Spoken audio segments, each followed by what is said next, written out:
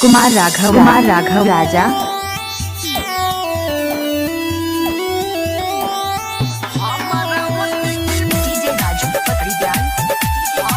अभी आप सुन रहे हैं धर्मेंद्र निर्मलिया को। हमारा छोटकी भौजी के तीनटा बहिन, हमारा मोटकी भौजी के तीन गो बहिन, आ दूगो छे खट्टा मीठा, दूगो छे कबीर चौक बलवाहा। हमारा छोटकी भौजी के तीन गो बहिन, हमारा मोटकी भौजी के तीनटा बहिन। डीजे राघव कुमार। माँ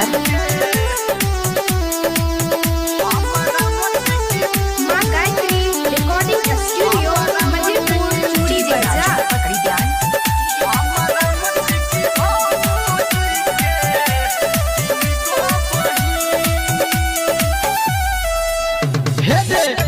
गाल छे फूलल धुनु आ कश्मीरी सेब छे, आ गाल छे फूलल धुनु आ कश्मीरी खतरनाक रूप बलवाहा। आ ठोड के लाली जेना आ मक्खन के लेब छे। हे दे हमर लचकौआ छै ओकर बड़ा रे हसीन, हमारा मोटकी भौजी के तीन गो बहिन, आ हमारा छोटकी भौजी के तीन गो बहिन। हमारा मोटकी भौजी के,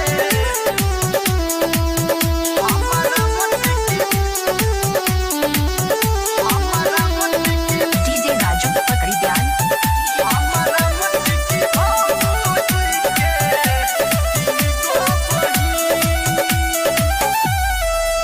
हाँ, भौजी बहिन से शादी करबै हम फिक्स रो, आ भौजी बहिन से शादी करबै छै फिक्स रो, आ छौरा निर्मलिया लेतै सबटा रिक्स रो।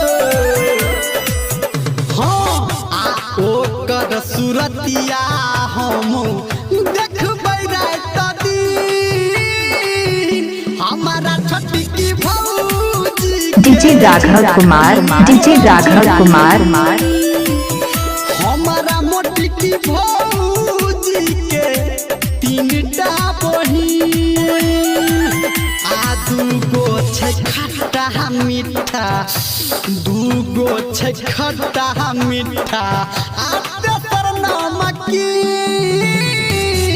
हमारा छोटकी भौजी के तीन गो बहिन, हमारा मोटकी भौजी के तीनटा बहिन।